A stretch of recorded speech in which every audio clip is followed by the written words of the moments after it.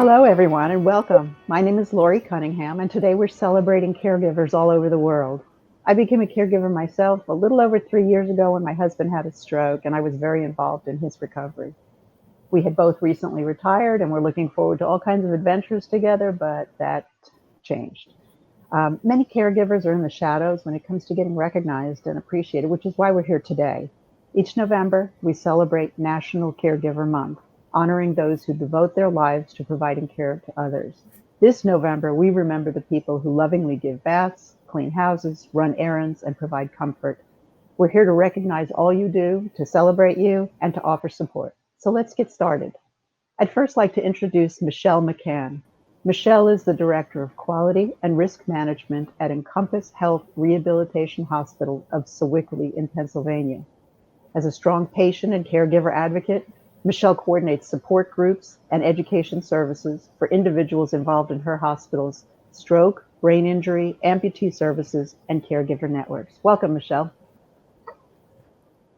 Thank you, Lori. It's a pleasure to be here today, and I'm excited to meet the rest of the panel and hear the things that we can all learn from. All right, well, I'd like to introduce the rest of our panel. Joining me today is Ellie Gold, a full-time senior occupational therapist, a mother of 7, wife to Israel Gold, and very active in her community. Ellie assumed the very important role of caregiver in March of 2017 when her husband had a stroke. She journeyed with him through the treatment, rehabilitation, and the dedicated work that went into helping him return to the classroom as a full-time teacher. Along with Ellie, we have Vanita Jaswal, whose father was hospitalized many times, primarily for heart-related issues throughout her childhood.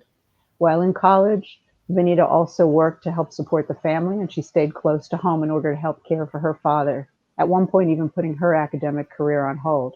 Today, she's a practicing attorney and is grateful to have her dad cheering her on. Ellie, can you share a little bit about your journey as a caregiver? Yes. So I have been an occupational therapist for 20 years and was very involved with our stroke program in the rehab. And I, been very involved with families. I helped start a stroke support group that had been running already for like 5 or 6 years prior to my husband having a stroke. And it was actually 5 days before my youngest son's bar mitzvah. And my husband had a stroke, and that was quite devastating to everybody and also shocking. I went from being the senior occupational therapist treating patients to now being the caregiver and really being on the other side of the desk, so you would say. It was a long journey, and it took some balancing between me being the therapist and me being the caregiver, and taking that role on as a caregiver. But we have a very supportive system, and that was one thing that I stress as a caregiver, and I stress that to my patients as well, is the importance of having a very strong support system. And one motto that I think my family and I had throughout this whole thing was we were building new norms. Instead of looking in the past of what was, we are now having new norms on life. And we really pushed hard, and my husband is doing great.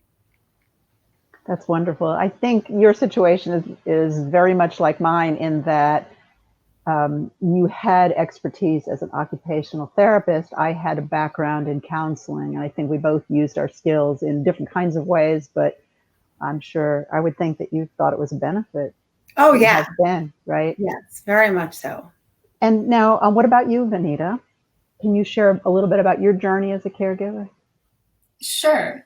So like you mentioned, Lori, my dad was in and out of the hospital as I grew up, but it was not really until his heart and kidneys started to fail that I stepped up to be a caretaker, because my mom was working full time and my brother was away for college.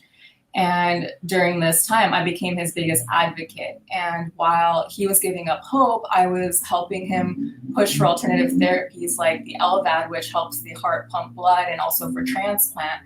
And I'm happy to say it's almost been nearly 7 years since his transplant surgery, and he's been doing really well. And so during that time, as you mentioned, I put my school on hold. I was working full time. And after his surgery, I went back to college. I went on to law school, and I'm now a practicing attorney. And my dad is really healthy and carrying on with his life. That's great. So you pulled through, and he pulled through, and Ellie, your husband, pulled through. My experience is a little bit different. We never saw the stroke coming. My husband was thin, he ate well, he exercised, he had low blood pressure, and he had low cholesterol. So we didn't see it coming. We learned a lot. I mean, we were together when it happened. He was in the living room vacuuming, and he just lost his balance a little bit. And I first took a look to see if maybe it was a balance issue, but it wasn't. I mean, a balance disorder. And it wasn't. And then I thought, well, okay, these are the symptoms of stroke. Let's get him to the hospital. I mean, his standard joke is, I had a stroke while I was vacuuming, so I will never vacuum again. But, the doctors at the time, because it started out slowly, the doctors at the time thought he would have a 90 to 95% recovery. And our daughter is a physical therapist, and she was working with stroke patients. She flew down to stay with my husband every day in the hospital while he was there. And then he just got worse and worse, and eventually was on a feeding tube and transferred to rehab so he had 6 weeks of hospitalization, and our life was pretty much turned upside down. The hardest part, I think, was that he did make most of his strides while in the rehab hospital, because every day you're getting occupational therapy, you're getting physical therapy, getting speech therapy. He couldn't swallow and he couldn't cough, and he had to learn how to do all of those things. But he really, I think, when I've asked him how much do you think you've regained, he said, I think about 50%, and this is over 3 years. So ours became a more permanent adjustment. The first 2 years were the hardest, because in the first 2 years he fell 16 times, and you always with injuries, and with one hand that works. Very often that hand would be injured, so he could not. We would go back to square one on me being a full-time caregiver. But I think the hardest part was that we always had a great relationship. We always had a wonderful friendship. We did fun things together, and we laughed a lot. We had humor was a very big part of our relationship. So my primary goal was to get back to the roles that we had, not to feel so much like caregiver and patient, but to feel like wife and friend. And so he would feel like my husband and friend. And we did eventually get to that point, although with adaptation, but those adaptations were very helpful. And, obviously from what all of you have said is we all face similar challenges, but we also have some different challenges. I don't know if you felt like this was never going to end, or we'll be okay, because it will. Because for us, we thought it was going to get better. And then at the end of 1 year, that's sort of when the depression hit, and we had to say, okay, now it's time to really adapt. What if this were for the rest of your life? What would we do to bring back the fun and to have a good life? So caregivers face all kinds of challenges. The advantage we had was that we were both retired, so we were home. But a lot of you are facing, balance. For Ellie, your son getting ready to have her bar mitzvah, and for Vanita, you're wanting to go to school. Those were challenges for you that we did not have. But a lot of caregivers are balancing family, home, work, caregiving, other commitments. So I'd like to ask the panel how you balance those day-to-day tasks, and if you have any shortcuts or tips that you want to share. Vanita, how about you start? So you kind of touched on something that I thought was my biggest, what helped me the most during this time, and it was embracing flexibility and the ability to adapt. Things would always arise. We would go for an appointment, and there would be follow-up lab work that we didn't plan for, or we would get a random phone call calling in for an appointment that we had no idea that they scheduled last minute. And so this made things really hard to plan, and I'm very much a planner. So when things don't go as expected, undue stress and frustration certainly ensues, and this can negatively impact those that we take care of. And so for me, embracing this uncertainty and being able to stop, pivot, and adapt was really helpful for me to control my frustrations, so that my dad didn't see it. And then I didn't want him to think that he was a burden on me. So these were like some of the things that really helped me during that time. Oh, that's good. Ellie, what about you? So some of it, I think, that was helpful for myself and my husband, even currently, is really facing the reality of things. He's made a tremendous amount of progress, continues to make progress even 3 years after the stroke. But there are some permanent damage that's not going to get better, which is one of the things is his vision. He has a significant field cut and he'll never be able to drive again. And I think we attacked that very head on. We were okay with it. All right, he's not driving again. We're going to set up a new situation where, carpooling and using Instacart and shopping more online. And instead of like harping over the fact that, oh, he can't drive and looking for different ways to drive, it was a realistic, it wasn't even a decision. It was a realistic situation that we realized he's not going to be driving again. So I think facing the reality of things, there's always hope, and you want to hope and strive for things that you can control and get better. But then you also need to accept and have a certain acceptance as well. So I think that was extremely helpful, having that acceptance. The other thing that I think was very helpful, and that I think that's important for caregivers, is know when to ask for help and also know what to ask for. I think sometimes there's extremely supportive family and a community, and people will assume this is what you need help with. And it may not be something that you want or something that will actually assist you. So I think it's important to direct what type of help you need.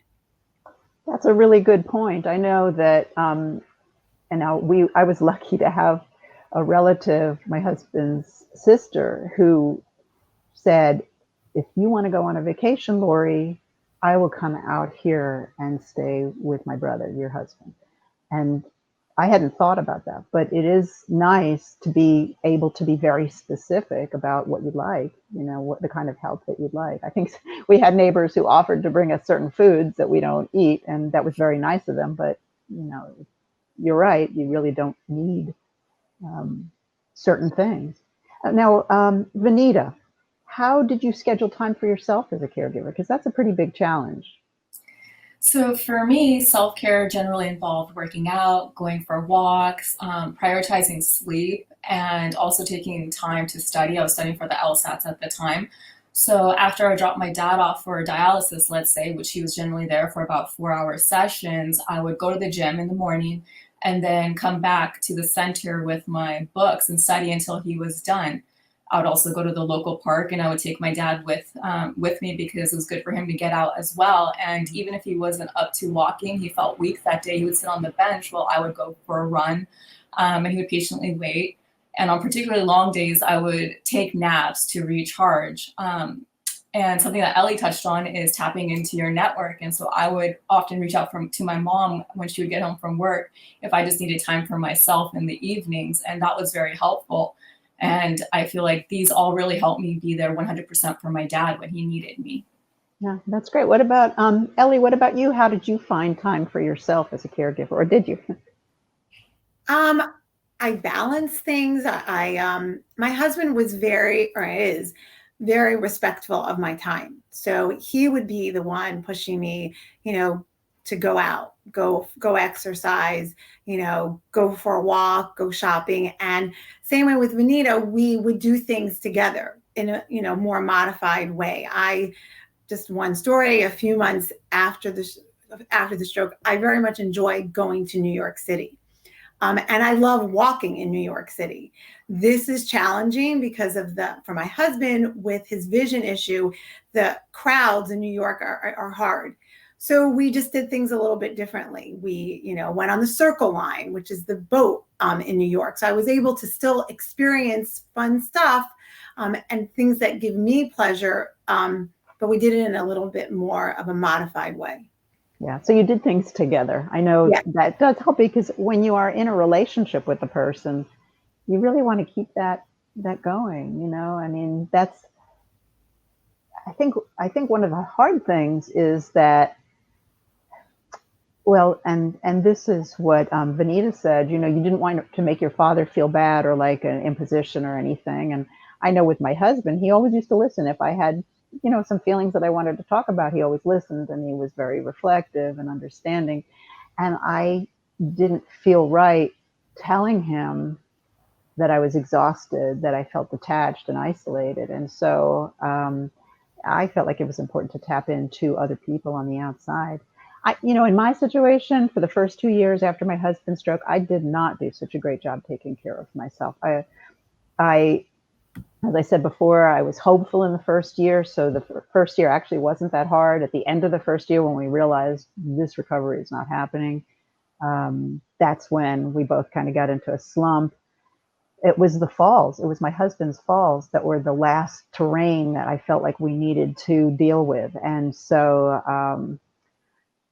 you know, I would exercise, but ask him to stay put. What I did do that really helped me is, you know, it's kind of like this quarantine. You have to think of other ways to take care of yourself and to enjoy yourself, but with a lot of limitations. I did talk to friends on the phone. I did use social media. But the biggest thing that helped me was I started journaling. But I'm not, even though I was a counselor, journaling is not for everybody. Some people love it. And I don't like getting too long-winded and seeing myself complain on paper. So for me, I decided to just draw cartoons that depicted what my husband was going through as a stroke patient and what I was going through as a caregiver.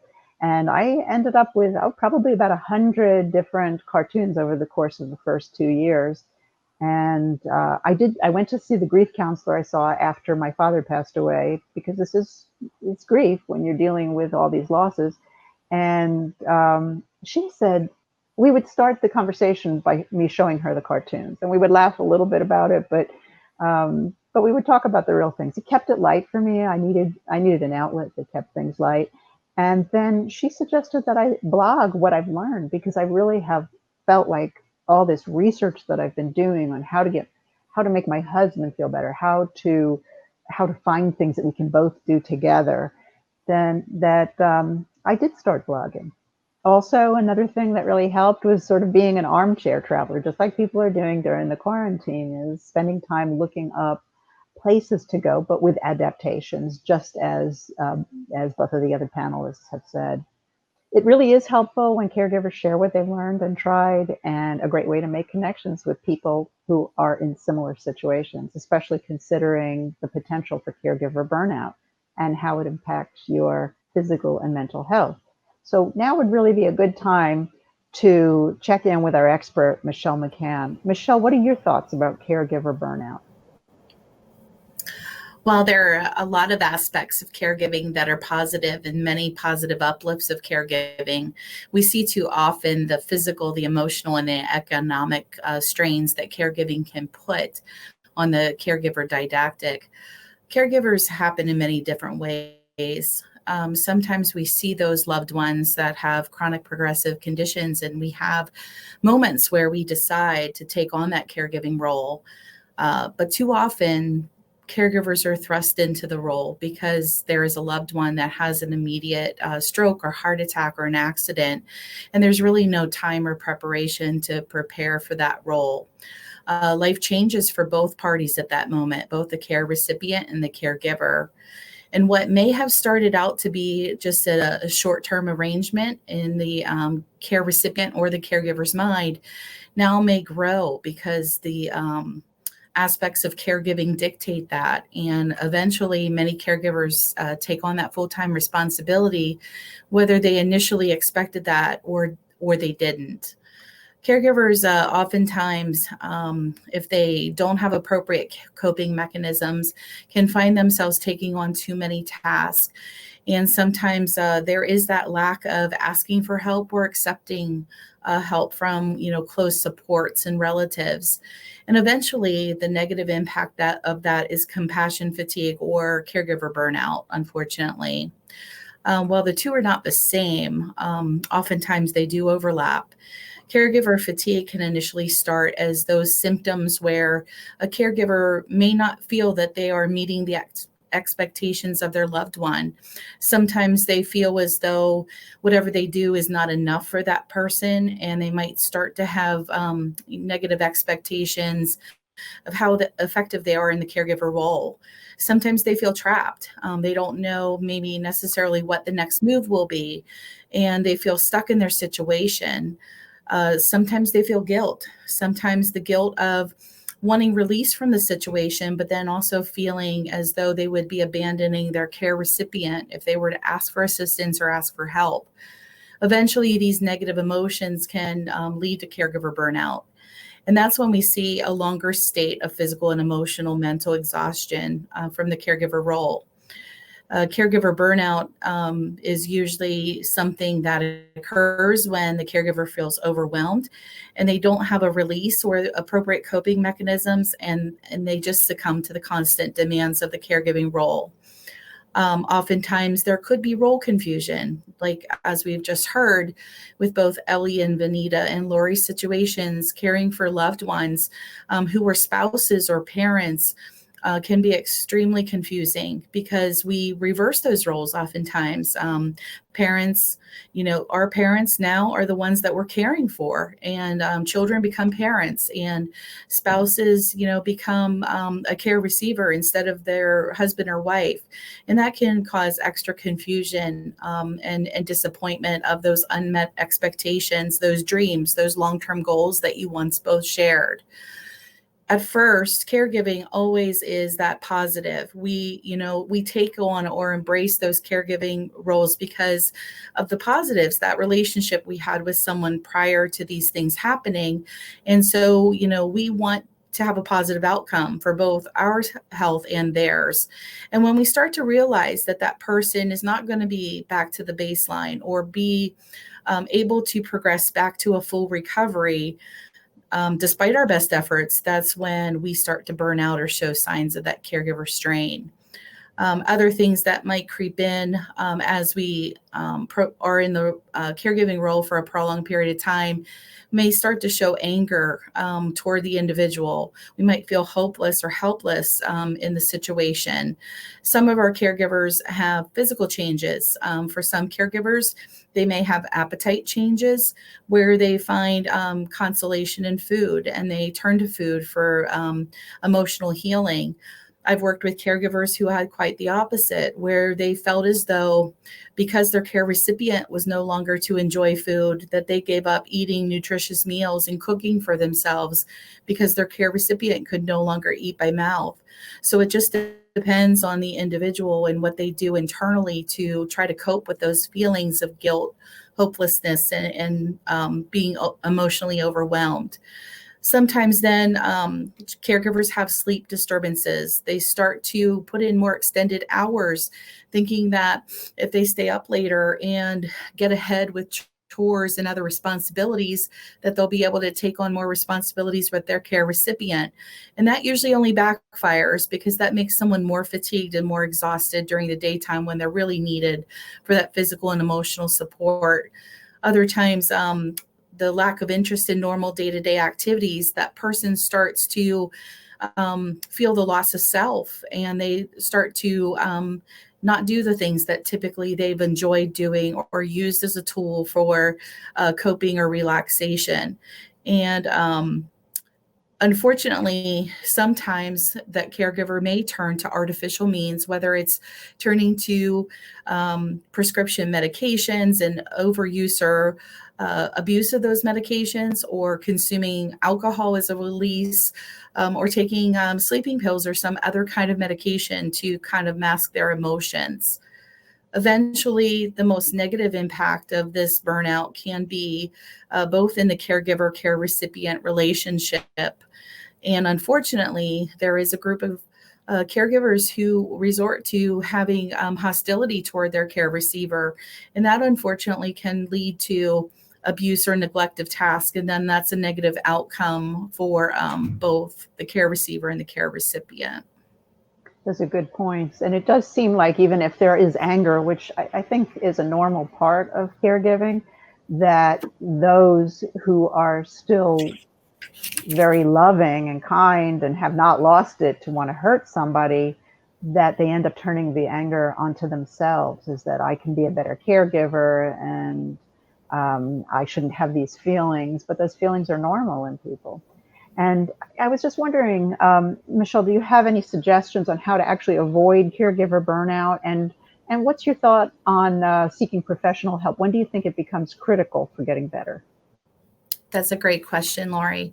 I think there's a combination of things that I've learned from caregivers which really have helped them to you recognize the signs that they were becoming overwhelmed in the caregiving role. Just like, you board an airplane and you hear from the flight crew with a loss of cabin pressure, the oxygen mask will be deployed from overhead. In those situations, they tell you if you're traveling with someone who needs assistance, put that oxygen on yourself first, and then put it on the person being a child or that person who may be incapacitated secondly. And that's what we have to think about as caregivers. You really need to take care of your physical health and your emotional health and do what makes you stay healthy. Making time for good self-care, taking a bubble bath, taking time to, go to the hairdresser and do whatever makes you feel, at peace or whatever makes you happy. As you stated earlier, the suggestion to yourself about journaling, a lot of times it's difficult to articulate maybe verbally what you're going through or what you're feeling, but taking a piece of paper or a notebook and jotting down those family feelings and taking time to journal can sometimes help you understand more about yourself and what you might be feeling and to get those emotions out. Obviously, in all of your situations, you turn to your supports, people in your family, people that you feel comfortable sharing experiences with. It's really important that we stay open to our social networks and talking and being with other people, whether it's virtually or in person. And then, of course, trying to prevent signs, lowering stress levels and trying to prevent signs of heart disease and your risk of stroke and looking at those factors that prolonged stress can have on the long term to caregivers. But, in the immensity of all this, it's recognizing that you have to take one day at a time. And it's the small changes that you can take that are going to be the most meaningful and the ones that stick. And sometimes just giving yourself a break. I know a lot of times negative caregivers have a way of being negative with themselves because they expect maybe too much or they expect too much in the situation. And one of the things that they start doing is negative self-talk. And it's really important as we explore those emotions is to talk and to train and to discuss how we can spin those negative elements or those negative thoughts into positive thoughts. So a good example is with a caregiver who may feel frustrated that their loved one is not eating the meals that they prepare and feeling as though that's a personal attack on their skill in being a caregiver. But rather what it may be is that person may not be able to tolerate eating large amounts or drinking large amounts of fluid at one time. And instead of saying, my mom, my dad, my spouse doesn't appreciate what I do and appreciate the meals that I prepare, rather spin that thought process to, I know I prepare healthy meals for my mom, my dad, my spouse, whoever that is. At some point, they're able to eat what they tolerate, and I need to accept that. So making sure that those things don't compound and cause more negative emotions. Also, too, I believe it was Ellie that brought up a great point about asking for help and being as specific as you can. In some caregiving situations, even in families, one sibling might be more apt to care for mom and dad than another one physically or even emotionally. But that doesn't mean the opposite sibling gets a free pass. What that can often mean is maybe that person loves to mow grass, and they could be that person that takes care of the outside yard work or the landscape so that you don't have to. And that way, you share in responsibilities, even though they're different responsibilities. Lastly, reaching out to support groups, especially those of caregivers. And oftentimes we can find support networks in our community, whether it's through local community organizations, our churches, or now, in light of the pandemic, even things online, because it gives you an opportunity and great outlets to meet people that have similar responsibilities. And we can learn a lot by dialoguing and talking with people that have similar needs and have similar experiences. But I think the most powerful thing that a caregiver can do is to educate themselves. In most experiences that you have all discussed, it involved a certain element of rehabilitation. And I'm sure in those moments when you were being trained about your loved one's diagnosis, disease, and illness, they spent quite a bit of time talking about the physical aspects of care or the emotional or cognitive supports of that person's care. But it's also about asking questions about your ability to help that person make decisions and your ability to get information about how you can be a better caregiver. So taking time to really educate yourself will help you have tools in your arsenal that will be able to protect yourself from some of the stress and the negative impact of stress later on down the road. You brought up a lot of really good points, and one of them that had me thinking was when you said, family members weighing in. I've known a lot of people who've been caregivers, and it seems so common for one person to do the bulk of the work, and then you get these other roles that people play, especially when they're all living all in different places in the country, and sometimes caregivers get a lot of advice but no help. And I've seen families where there are a lot of clashes between siblings, or somebody was telling me recently about the family members of the stroke patient or the disabled person, that they come up with things that the caregiver should be doing, and that really kind of squeezes in that, or backs the caregiver into a corner, because they have to deal with the anger and the frustration of not getting the help from somebody else, and at the same time getting advice on what to do when that person is doing basically everything. Now, you gave us a lot of very specific things that caregivers can do to prevent burnout. Do you have any further ones, or was that it?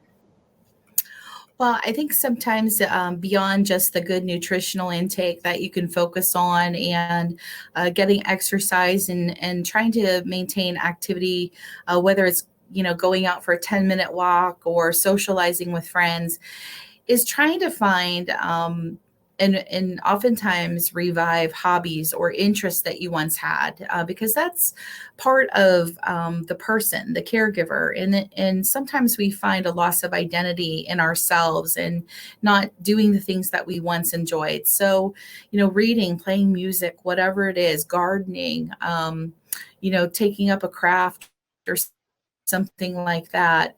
The important thing is to make plans to do this and be realistic with yourself.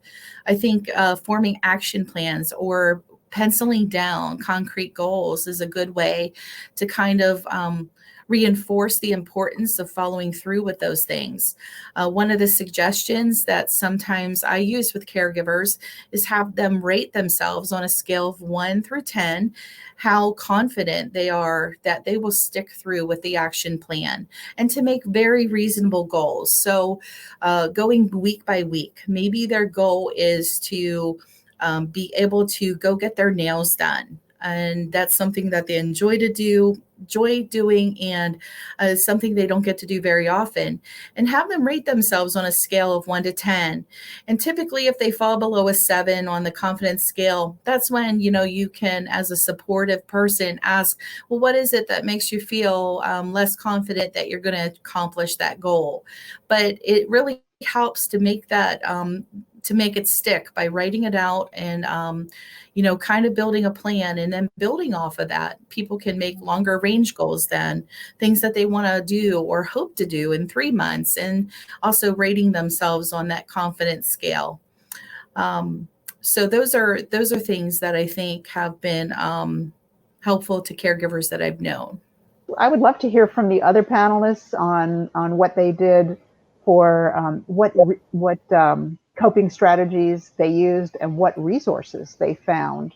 But Michelle, first, let's start, with you. You mentioned a lot of things, but what about resources that you tapped into, that caregivers can tap into that will really help? And then I'd like to hear from the others. The American Heart Association has great resources. You can learn a lot about caregiving resources and tools about what has helped other caregivers as they navigated through their journey at a website, stroke.org/caregivers, where you can find great fact sheets that will provide helpful information. The American Stroke Association also has a toll-free stroke family warm line, which connects stroke survivors to other families who have training that can provide helpful information. That phone number is 1-888-4-STROKES. And there's an opportunity for anyone to join the American Heart Association's free online support network. You can connect with others and find out more resources through that support network at supportnetwork.heart.org. Similarly, you can sign up for the Stroke Connection newsletter, and that provides lots of helpful information, especially if your loved ones had a stroke, and you can connect with other stroke caregivers and other stroke survivors that way. And then, as mentioned before, just looking into your local community support organizations. Sometimes those are through churches or libraries or municipal buildings. Even grocery store information boards where, you pull off a tab and they have a connection number there. And of course, many hospitals and rehabilitation centers are equipped with groups, especially for specific disease conditions. And you might find something that really fits your needs a whole lot better. Those are great suggestions, and some of them that I didn't know about. I mean, as much as I searched online for things, I did not realize all of those support opportunities for caregivers. Let's go to Ellie and Vanita. Ellie, what about you? What resources did you use while you were in the role of caregiver?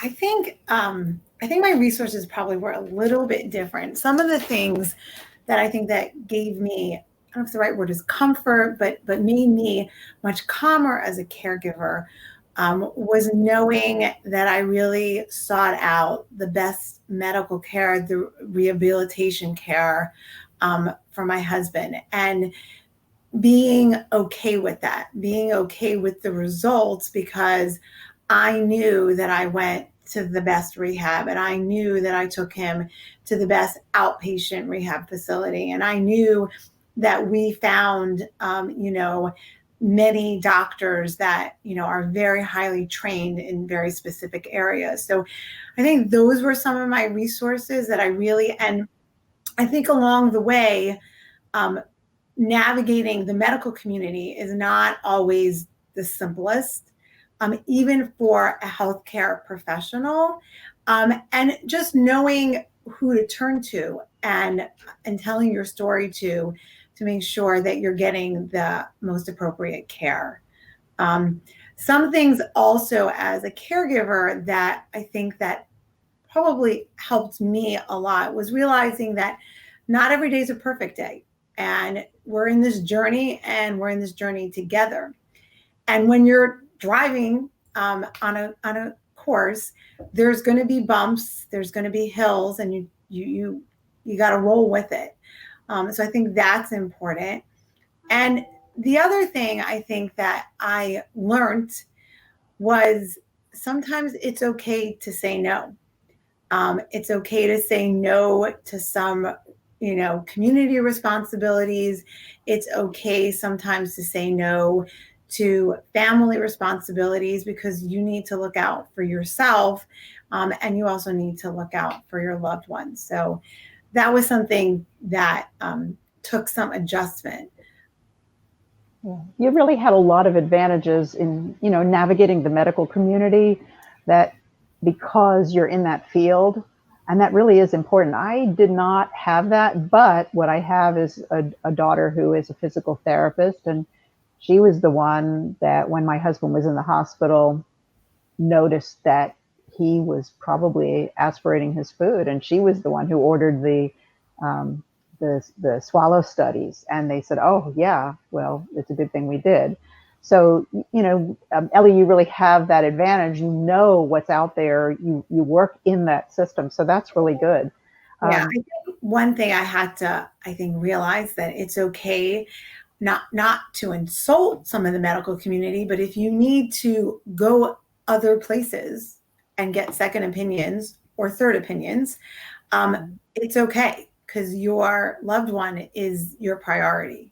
Absolutely. So I'll give you an example. My husband had a significant vision issue, and being an OT, I learned about vision, and I actually sought out the OT that wrote the book that I learned from. We live in Savannah, and that's where the stroke happened. And after his inpatient stay in Savannah, he actually went to go see that therapist in Philadelphia and lived away from our home for a good 2 months because I knew I had one shot at this, and I needed the best. So people in the community were like, "Oh, Ellie sent her husband away." But in reality, I was sending him away, for his benefit. Yeah, that's great. And in our situation, we relied on our daughter. We live in North Florida. She had done I guess, rounds on her physical therapy training in Jacksonville, Florida. There's an amazing program there with a neuro rehab gym that you can belong to. And even though it was a 3-hour drive for us, we joined it so that my husband could get access to all this physical therapy equipment and occupational therapy equipment that we don't have where we live. Now, Vanita, I'm wondering about you. What resources did you tap into for your dad and for yourself? So for me, it really helped to talk to others. The hospital transplant department at my dad's hospital, the heart transplant department at my dad's hospital had a monthly support group that was not just for the patients, but also for caregivers. And there I met many caretakers who were just starting out their journey with either the LVAD therapy or transplant, as well as those who have had many years of experience and have been many years out from the surgery. And I was really young at the time, and I just really got thrust into the caregiving role. And so I found it really helpful to talk to others, both to get advice on what to expect going forward, as well as sharing my own story. And I guess along with this was really talking to my dad, tapping into him, seeing how he was feeling. He's had, medical issues his whole life practically. And so he knew himself really well. And so checking in with him to see how he was feeling, what he wanted, that was really helpful. And then for me, the internet was quite helpful to understand the different therapies, find out his medications, what were the different medications that would interact with others.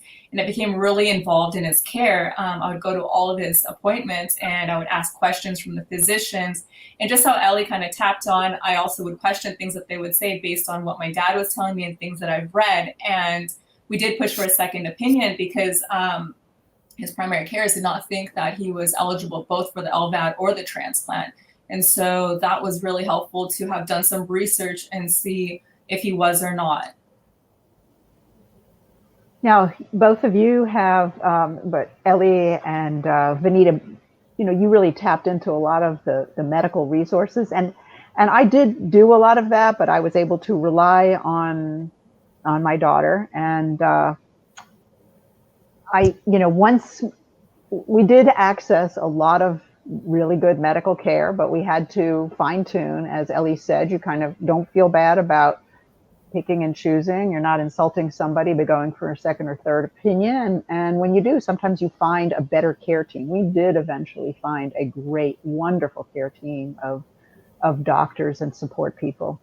My goal then, it's sort of like you graduate to different levels of caregiving. My goal, once my husband was able to walk with a cane, is I really, really wanted to bring the fun back together. I wanted to do that for both of us. I missed the man I married. I mean, he was always my great buddy. And so I did discover that adaptive sports, we were going on a vacation out to Arizona, and the local adaptive sports, they have an adaptive sports equipment fair here once a year where I live in Florida. And I told them I was going to Arizona, and did they know of anything out there? And they said, oh, most states have an adaptive sports program where they rent out or loan out at no charge all kinds of fun equipment. I mean, we've actually participated in a lot of these things. We've gone boating where my husband could use his wheelchair on it.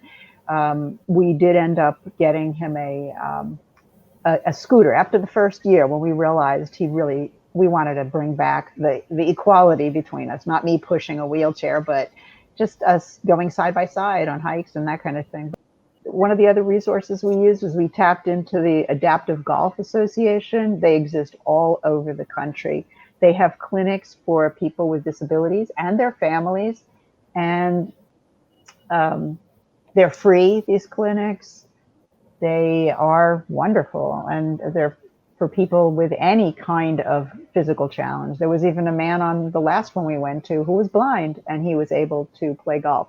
It's a lot of the people who are there have never played golf in their lives, so it's not like you had to be a golfer before. Most of the people had never played golf, but it got them out, it got them meeting other people, and they had equipment there to help you. Social media, of course, we've all mentioned that. My biggest goal was for myself as a caregiver, was being able to regain my own sense of independence. So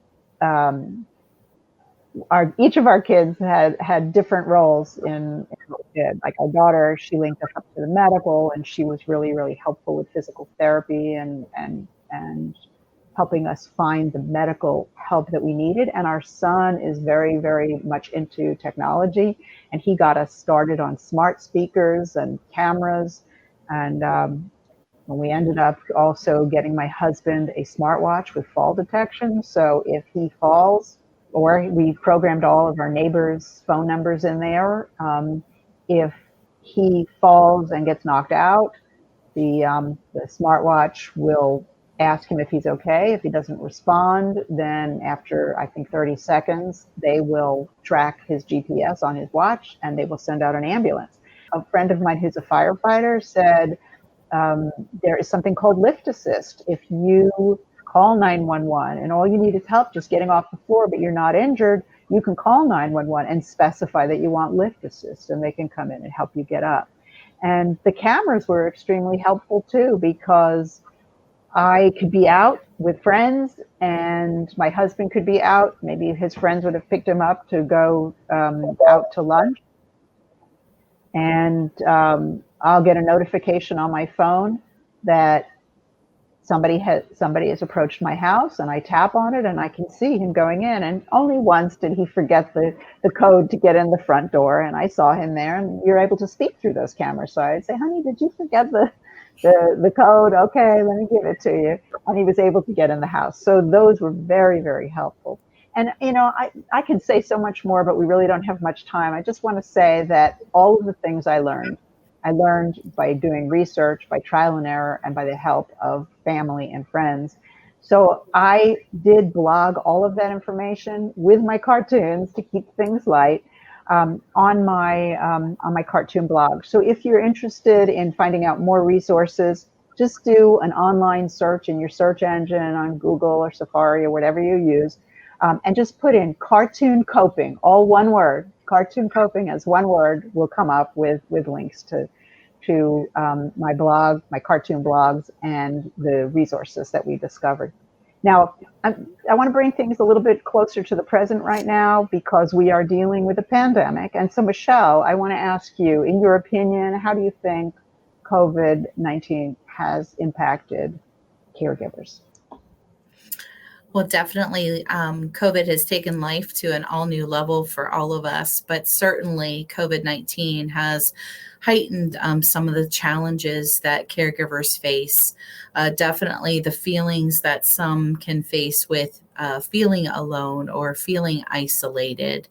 For others, caregivers have faced financial stressors that they haven't planned for due to loss of economic sources of income or just the challenges of acquiring things because of some of the slowdowns with the COVID epidemic. Also, too, caregivers trying to still balance work related activities and even work from home activities and caregiving. Directly in that same environment. So a lot has changed. The thing to remember and the thing that we need to enforce with caregivers who are particularly feeling isolated or alone is that despite some of the challenges with social distancing because of COVID, that doesn't mean that we have to totally be isolated. And as we've already mentioned, a lot of opportunities have opened up through social media and virtually. And it's important to, stay in contact with our friends, our family, our social networks, whether it's through telephone or video or chatting through chat rooms or even texting back and forth. It's important to maintain those social supports, especially now in light of some of the social challenges that we're facing, in our country and throughout the world. The other thing is recognizing that it's normal to have some stress and anxiety because of the changing situations day by day. But it's important for caregivers, especially if they feel that those feelings are mounting, to stay in tune with their healthcare providers.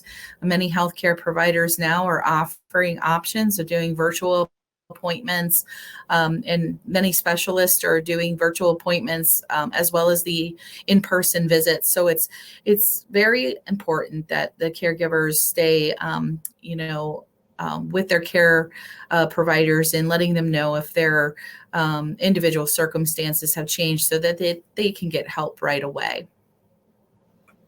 Yeah, and there's also, for a lot of caregivers, there's that fear factor because a lot of people who've had strokes, they have pre-existing conditions that cause those strokes that would make them very, very high risk for getting COVID-19. So I know in our case, we take extra precautions. I have a friend that I used to walk with, but she watches a grandchild too, who also goes to daycare. So we have just started, we schedule a time to walk, and then we put in our earbuds and we talk to each other from a great distance. But there is that fear of, if my spouse gets sick, what happens? And then what happens if I get sick? Not only will I not be able to take care of him, but who will take care of me? Now, before we close our discussion, I'd like to just quickly find out what you might have learned about yourself as a caregiver. Maybe you discovered some strengths you had. Maybe you discovered some areas you wanted to improve. I know that I was good at eating healthy and exercising and getting sleep, but making time for social commitments, when you already have a social partner at home, it's easy to get lazy and to say, oh, well, I'm already with that person. But it really is important to get out. And I also think that just because we can help and nurture, this is sort of the old, a woman's work is never done adage, is that it doesn't mean that that the sky is the limit and that we have to nurture at our own expense. Teaching independence skills to our loved ones is just as important for them as it is for us. I learned that my skills as a former educator and a former counselor really came in handy. And it's like what you do with your kids, as I said earlier. But it's really important to take care of our own mental and physical health, not just so we'll be good caregivers, but simply because humans deserve it. And on that note, Ellie, did you discover anything about yourself when you became a caregiver? A few things. I was surprised that I was able to stay so calm and focused during the actual first few weeks after the stroke. I just stayed very focused and wasn't terribly overwhelmed, or I was just very focused. And I knew what I had to do, and I just kept going, as opposed to, falling into crumbles or falling apart. So I was impressed with the control that I was able to have. And I also learned, I have to give up control sometimes. And that was a hard thing. And I'm a planner. I know you talked earlier about planning, but I like to plan. I plan ahead. And I realized, and I had to really work on this, that I can't always plan ahead. I can't plan months ahead. I may have to only plan hours ahead, or days ahead, or weeks ahead. And that was definitely something that I needed to adjust to. And also something that I learned about myself that I was able to do is really accepting the things that I can't change. And like I said earlier about the control, is really kind of differentiating things and saying, this is what I can change. This is what I cannot change. So I learned that about myself during this experience. Yeah, it is an eye-opener experience when you do become a caregiver. What about you, Vanita? What did you learn about yourself? So I really learned that I'm a lot stronger and a lot more resourceful than I really gave myself credit for. This whole process built a lot of confidence in me. I was really able to step up to the plate and take care of my dad when no one really would. And while things were really difficult, I did see how grateful he was. And this time actually brought us together, and we got to know each other as a human being versus a daughter and a father. And so, yeah, we learned a lot about each other. Great, that's good. Something positive came out of it. Michelle, any final thoughts before we close? I think as COVID has shown us, just the ability to stay connected is extremely important. We've already talked a lot about, relying on friends, family, and our networks. But it's also a great time to explore new things, maybe new possibilities that we haven't tapped into before with both our care recipient and ourselves.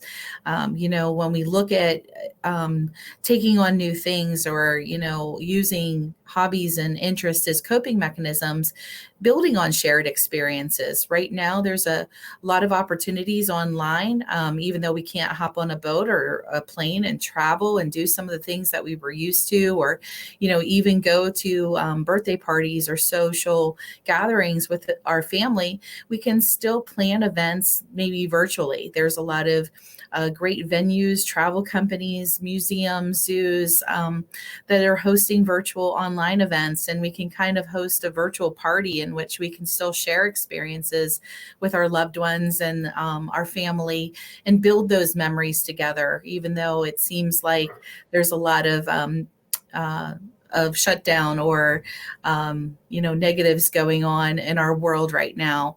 So it's really finding opportunities to tap into the positive and look at those shared experiences that we can still connect with our loved one, and remembering that these are people that we love and they love us. And just connecting through a new experience can be a gift that we never really thought imaginable. Yeah, good point. Well, it has been great coming together to share ideas, to hear from all of you, both from a caregiver perspective and from a professional angle. We would like to encourage everyone to join us in our celebration of Caregiver Month by sharing your insights, realizations, and ideas. Most of all, remember that you deserve a healthy body, mind, and spirit, and we wish you all the best. Never give up looking for the joy. It's out there, even if it isn't always so obvious. So please take care, and thanks for joining us today.